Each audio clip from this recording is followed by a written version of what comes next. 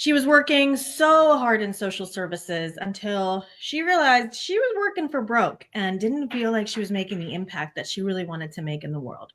I am live with our newest episode of Awful Okay Awesome with our guest Louisa Havers. Before I open the stage for Louisa to introduce herself, I want to always mention that my name is Marta Saray Greca. I am a mom of 7. I homeschool a lot of my children, and they are home. So I would love to encourage you that anytime you hear a baby cry or a child scream or a dog bark, I want you to take a drink of your drink and caffeinate yourself through this episode and just celebrate life with me.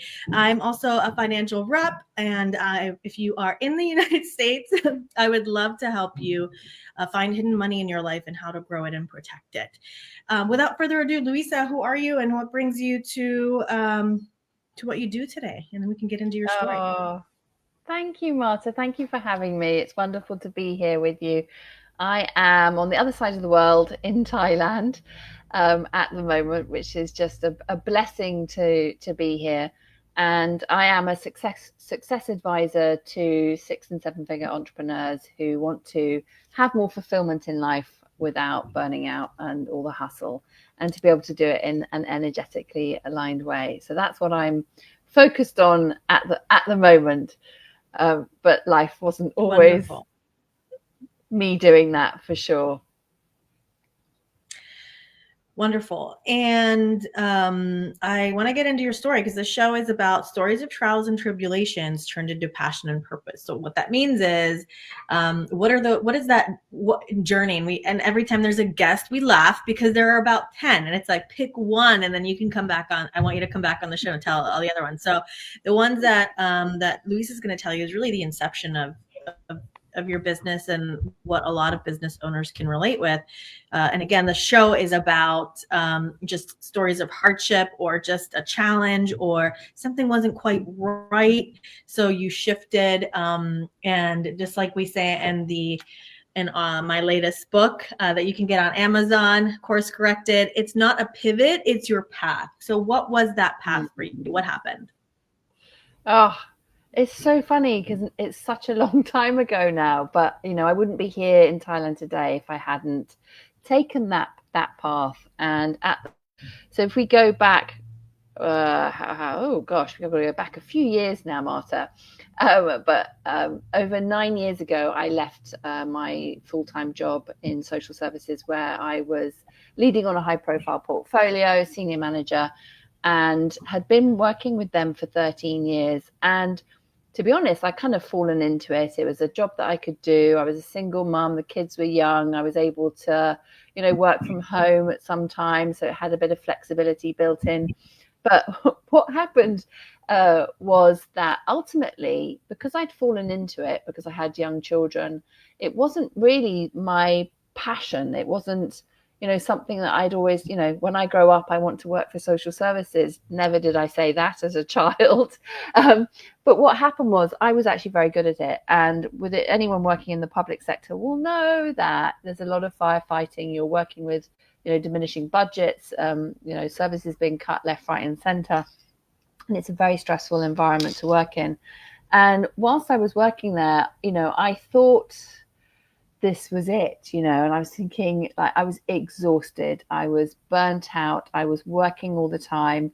We had 8 years of budget cuts, which meant that the senior managers weren't getting a pay rise. Cost of living was going up. And I was thinking, I am working harder. I'm working longer hours. They're giving me more work to do. And I'm feeling poorer. Hang on a second. This isn't right. And I haven't got time to see my children. And I remember, like, one of those moments that was actually a very boring moment, a typical end of work day. I fed the children, I put them to bed, and I was sitting on the sofa, just sort of flicking TV again, just to kind of, have some background noise. And just in the back of my head, it was like, there's just got to be more to life than this. This can't be it. Just on this sort of hamster wheel, trying to pay the bills and never feeling like there was enough money at the end of the month. It was always, short. I was thinking, I can't work any harder. This is just absolutely ridiculous.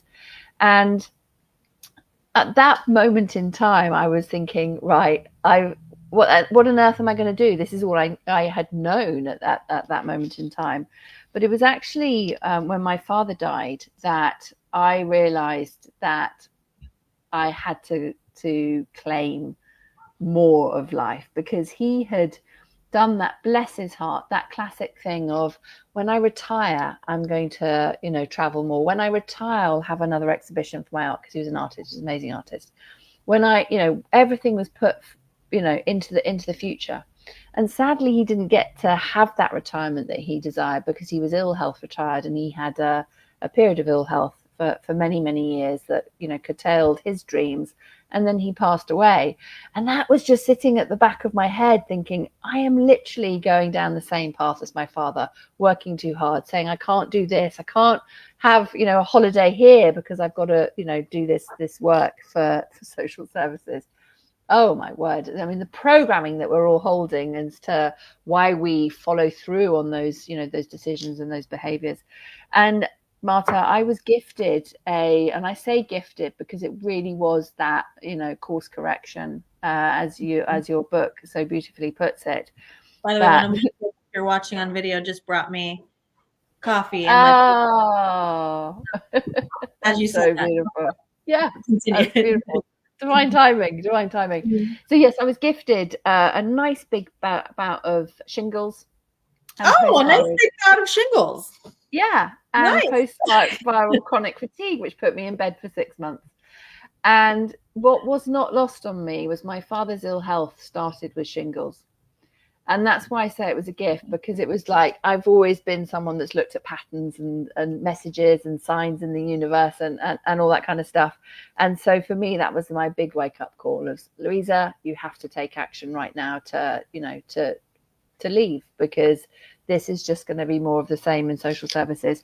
And, for me at that moment, I was like, right, after obviously the focus was on healing and getting better. But the moment, I was back to work, I started to implement my exit strategy to be able to leave social services. And it did take a further 3 years before I was able to finally to leave. Just getting everything lined up. But that was the strategy. I was like, I have to get out of here, because there's no more money coming. And if I get another promotion, then, it's not really worth it financially. I've got to do something different. And so then I was like, well, I can make a bigger impact in this world if I actually run my own business and leave social services and all the focus around budget cuts and all that kind of stuff behind, and actually go and help people in the private sector and start to help people in that way. So I set up my coaching business, and the rest is history. That was 9 years ago now, which has just been an incredible journey. And I can't believe it. I think it's probably now. Oh, sorry. I think it's probably now 3 years ago or so that I heard you tell the story, but now asking you about it, you're like, oh gosh, that was so long ago. So there's already been so much growth and removal from that just in the last 3 years alone. And I want to ask you the question that's going to be burning on people's minds who might have this limiting belief. And that is, what about all the people that you were helping in social services? What happens if everybody quits social services? I want you to address that. That's such a good question for me. And you know what?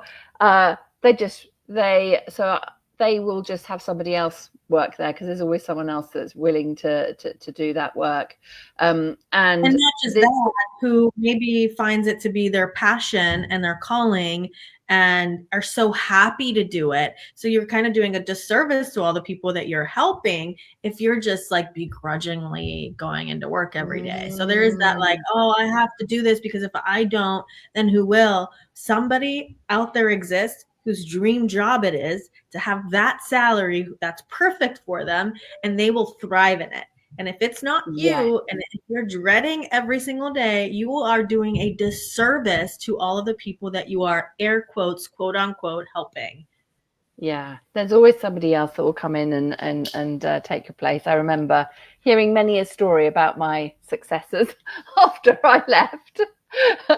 And so life goes on. Life goes on in social services. Life goes on wherever you have been, and it's very humbling to recognize that all that energy that you were putting in it, you know, the moment you've walked out that door, that the life carries on, and that's it. You know, what are you going to take with you? Take with you all the learning and the expertise and the experiences that you can then pour into people in a different way. And for me, I just really recognized that I'm a very creative person. I was very good at my job. You know, I was very good at my job. But I just wanted to have more fun and to be able to make a bigger impact and to reach more people. And I just was feeling this calling that I can do that in a different way.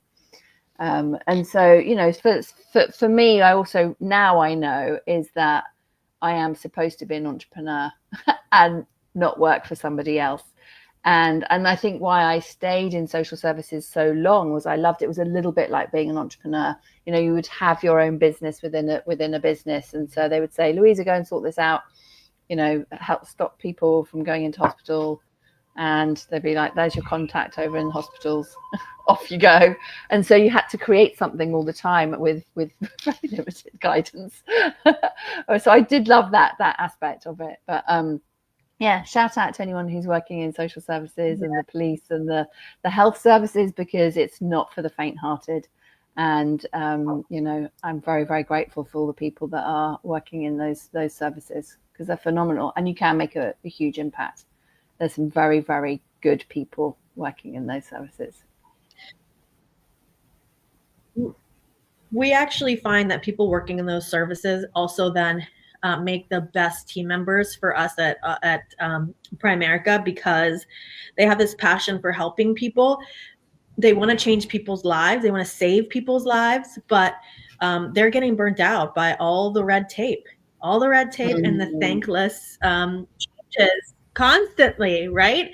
Especially paramedics. One of my team members really recently posted about this and brought up the really good point that they do all the work when somebody calls an ambulance and somebody's truly in peril. They save their lives, and then, you know, they get to the hospital and somebody, you know, checks a box on a clipboard and that's it, you know. So they do end up seeking a career in financial services, because we get to, I believe that I'm saving people's marriages. I believe that I'm saving people's lives. I believe that I'm making more peaceful mothers, because money, as you know, is such, can either be a huge weight on your shoulders, or it can be the wings that allow you to fly and soar, depending on what you do with it.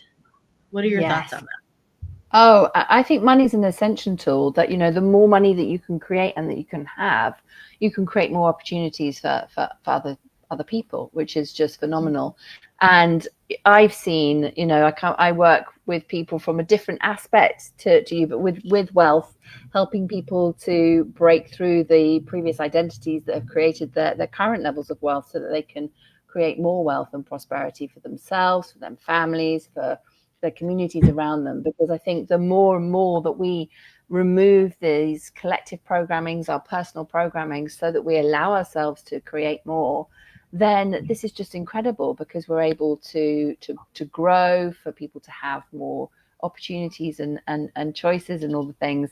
And so many people I've spoken to over the, you know, particularly the last 9 years, the biggest impact on people's health is, well, one of the biggest stressors is money worries for people. You know, so many people, like, if they don't deal with their anxiety when they haven't got enough money, then the anxiety is just going to come with them as the money starts to come through. And then they're going to start worrying that the money is going to suddenly disappear. And so we need to deal with the aspects within our consciousness, so that as our wealth grows, we're not taking the anxiety with us. We're not taking the little child that's worried that something's going to be stolen from us, because it was when we were in, you know, kindergarten, at school, or whatever it might be. That we can heal all of that, so that we can embody being the kind of person that holds that next level of wealth, and to relax about it, to be able to financially relax as they're investing, circulating, spending, amplifying money, with, you know, as the numbers of the zeros get bigger and bigger at the end of what's in your bank account. We need to feel relaxed in relation to that. Yeah.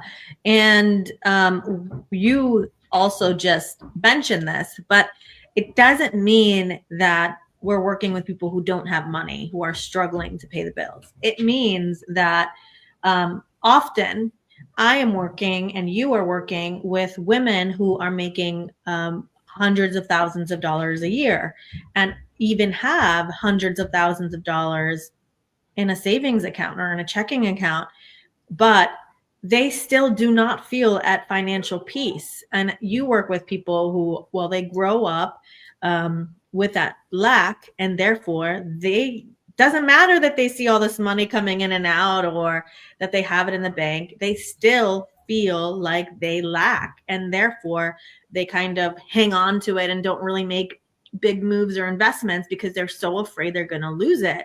And that in itself creates an energetic cycle that isn't pretty.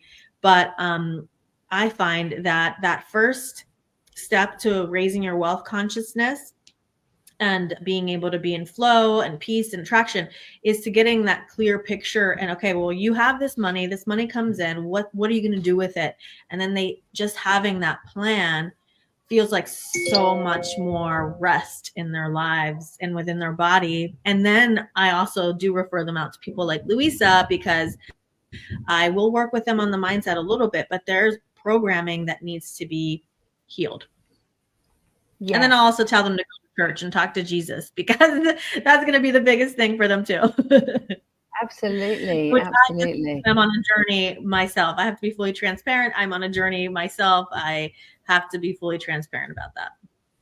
Yeah, of course. We're all on our journey, our faith journeys, and it's going to look different for everybody.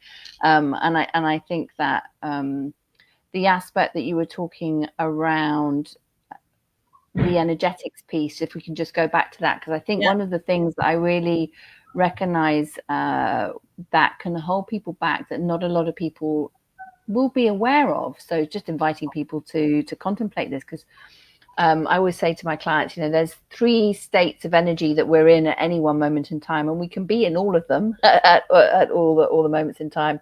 And we all know that we want to be in that flow state. That's when we are feeling that closer connection with God. We're feeling like we're tapped into the miracles of the universe, and things can start to be really easy. We get that divine wisdom for an incredible idea will come into our hearts, and then we take action on it, and we're like, wow, how has this unfolded in such a way, perhaps in a way that was better than you could have even imagined. That's the flow state. That's the state that we want to be in. But what takes us out of the flow state is the stuff that's happening in our life and our previous worries and experiences. And so we have 2 other energetic states that really impact people in how they will allow their wealth consciousness to expand. And that the first one is the resistant energy state, which is, I always say to people, it's to think of it as the resistance that you're feeling is ultimately your current identity protecting a core fear, something that you're afraid of. So it's trying to stop you from experiencing that. I think this is really important. So I'm going to focus the camera on you.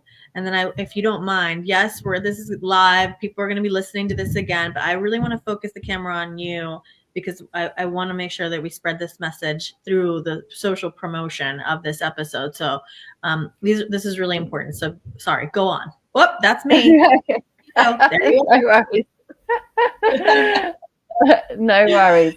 So yes, so we were talking about resistance and how resistance shows up in many, many disguises. Sometimes as procrastination, sometimes as over control, sometimes we can be fawning and people pleasing, but ultimately it's protecting us from experiencing a core fear that's part of our current identity. And I think it's just so helpful for people when they start to kind of recognize why they're feeling that resistance. It's not them showing them that they shouldn't be going in the direction that they're going. Ultimately, it's just revealing where your upper limit is. And then we have, and this is really key, so often people haven't thought about this, these are called energy reversals. And so if you just think of from a somatic perspective, wherever you have had a trauma or perhaps had an experience that you didn't have the coping mechanism for, then you will likely have an energy reversal at play. And you'll know that these are at play when you are having experiences that feel like it's like Groundhog Day. You're like, oh my word, why are we having the same experience again in the business?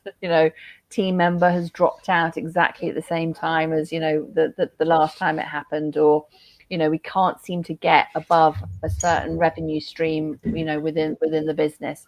There is likely an energy reversal at play. And I've seen it time and time again when I'm working with leaders and, CEOs and founders and investors, where we transmute that resistance that we were just talking about. So that's linked to your current identity, and heal these energy reversals. So all that energy that was being taken up by this resistance and these energy reversals then is free to be in that flow state, for you to be able to start to really amplify that. And that's where I found people's intuition goes through the roof, their connection. They're able to hear their downloads, their guidance from God, creator, however people like to reflect their relationship with the creator, becomes clearer, because they're listening to that divine voice and not the noises in our heads from past versions of ourselves, or perhaps it's the voice of your mum or your dad or your grandparents, whoever it may be. So I think that is just such an important aspect for people to really understand, in relation to knowing what's going on as to why they may be hitting upper limits, and these income caps that can just be so frustrating for people. Yeah. What are your thoughts on past lives? I mean, we work in this, and again, I'm Christian. I'm open to hearing all beliefs, right? And I don't think that as Christians we believe in past lives, which tells you how educated I am, and again, and why I'm on this journey recently of rediscovering my faith. And do I really, know the Bible? But I digress. So what are your thoughts on repeating a pattern that occurred in a past life? Or I've had my Akashic records read, and it was like I took an oath of poverty 4 lives ago. What are your thoughts on that? Do you know what? I find this so fascinating, because I work with many people from all different faiths, and I could be reading your records, I could be showing you to do muscle testing, and even if you believe or don't believe in past lives, your energy field may say that there has been something that's happened in past lives. Yeah. So for someone that doesn't believe in past lives, if I think, because we're all connected through the collective consciousness, that I would then say, it could be it's showing up because you're tapped into something that's in the collective consciousness in relation. So it's showing up in your energy. For me, the most important thing is not whether you've had it 4 lifetimes ago, or however the pattern is showing up, is like, is this past life, collective consciousness, whatever label we want to put on it, creating interference in your current life? So is this pattern that's been going along, coming down transgenerationally in your cells, creating interference, and so that it's capping your income, or whatever it may be, if that makes sense? Yeah, So it does. for me, it's the themes that are the most important for the person, as opposed to whether it's a past life or collective consciousness Interesting. aspect. Because I've worked with so many people that all say, in a past life I was Cleopatra, blah blah blah. Do you know or whatever it may be. Do you know how many times I've seen, past lives reading or whatever you want to call them on TV, and it's like, yes, and you were a queen, and I'm like, they were all queens, and you were a princess, and you were a king. And I'm like, oh yeah, they were all royalty. I think you're just telling them what they want to hear. Yeah. So for me, it's like, what is being shown? Yeah. What's the story that's being shown intuitively that we need to take that learning from? And so someone will identify it as past lives, and someone else would identify it as collective consciousness. For me, it's all energy. That's the important thing. It's like, what is the energy in your field that is influencing moving forward? So I prefer to work with themes and avoid the rabbit hole of the conversation of, you were Cleopatra, or you were this, that, and the other, because I have found so often our conscious mind or our ego can get really lost and kind of diverted by that story, rather than actually this life now that you're in, what are the patterns that we can let go of and heal so it's not part of your identity moving forward? It's not part of your soul's journey moving forward. Right. The other question that I have for you is I would love to hear about one client that comes, the first one that comes to mind to you that came to you, what was happening for them and how did you help them? Oh, there's so many. Okay, I so know. I know. I'm like, oh, I think the one that I would love to highlight is a client having a breakthrough, because I think so often we think the breakthrough is everything, but actually it's the breakthrough and then it's what happens after the breakthrough from a financial perspective. Mhm. And so this is a client of mine who had her first 100K month whilst she was working with me in our wealth coaching program, which is it's called the Wealth Portal. And what was the piece for her that I just think I wanted to highlight here, because it felt really strange for her. So I remember having a conversation with her. So I'd helped her with, changing her energy. We're getting all her energy reversals and resistances all into flow so that she was able to start to have more and more energy to create with. And she was brilliant because she was completely unattached as to how the money was coming in. And I remember her doing this Facebook post in our group saying, "Oh my God, I've just had my 100K month, celebrating this," which was absolutely wonderful.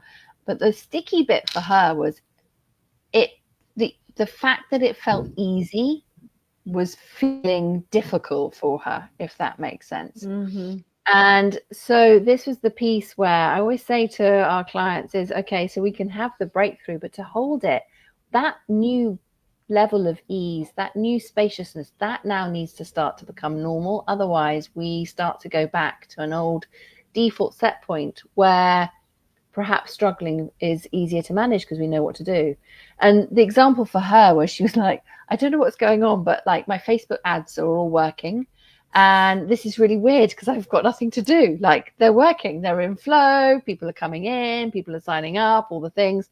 I'm so used to having to fix it. If there's a problem, I've got to go and sort it out. But what do I do with myself because there's no problem?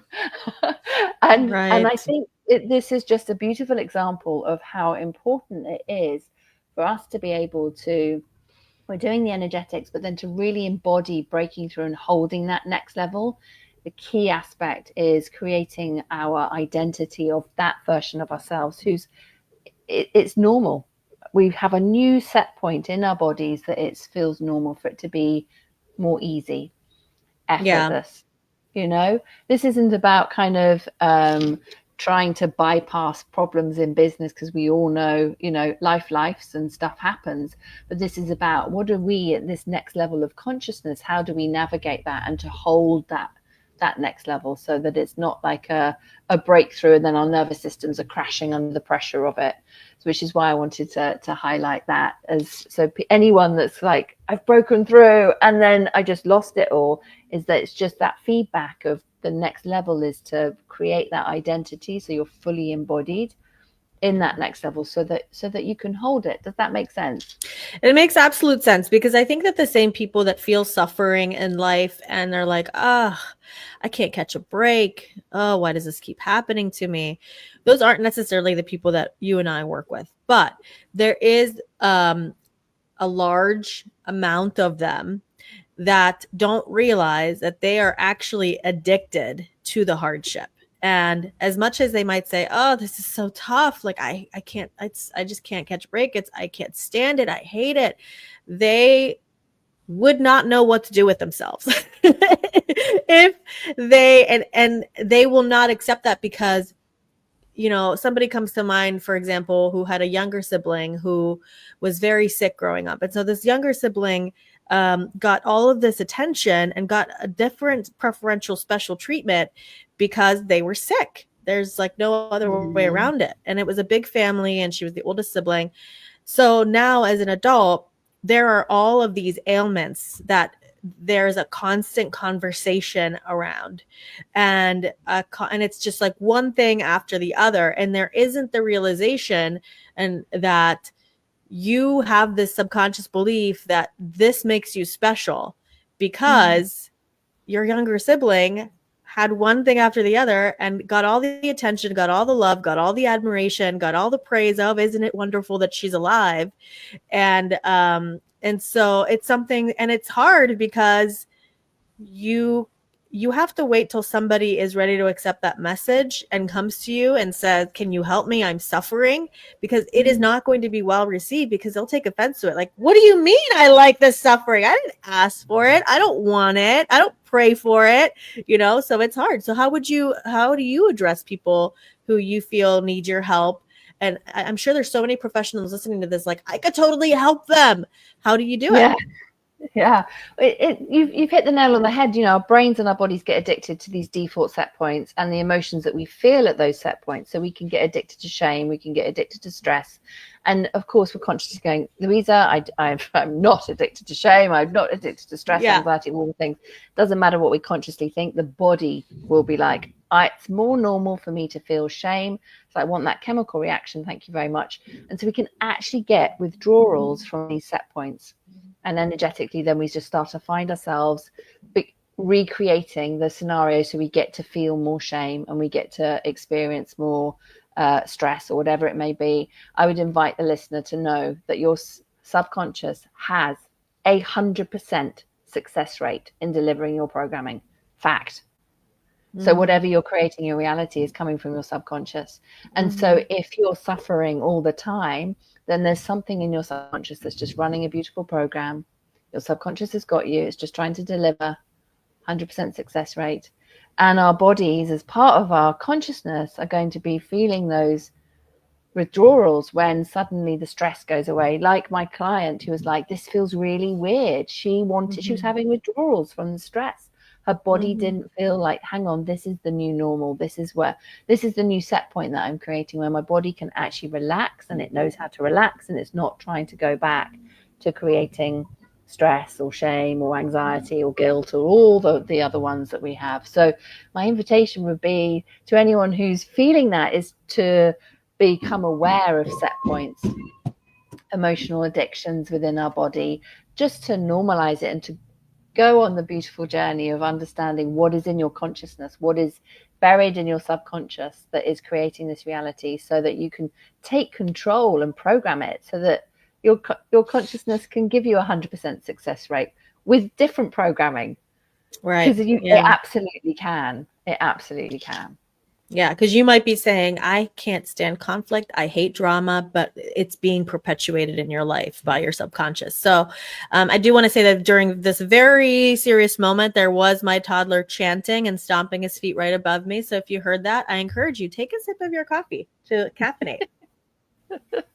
I love that. I am. I love that. So Louisa, we are at the end. We're wrapping it up. So tell us, how can the viewers and listeners help you grow your business? What would you love to happen for the rest of 2026, and how can they find you?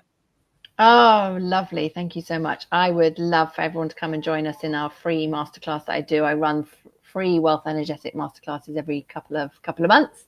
So do come along and have an experience, break through your own upper limits, and get into energy, energetically aligned with what it is that you're wanting to create. Would love for more people to come. It's an incredible space. So that would be fantastic for people to come to that. And you can come and find me at louisahavers.com. I'm on the social medias. I tend to hang out on Facebook and Instagram. So you're most likely to hear from me there. Awesome. All right, everyone. You heard her. Go find her. Talk to you soon. Bye.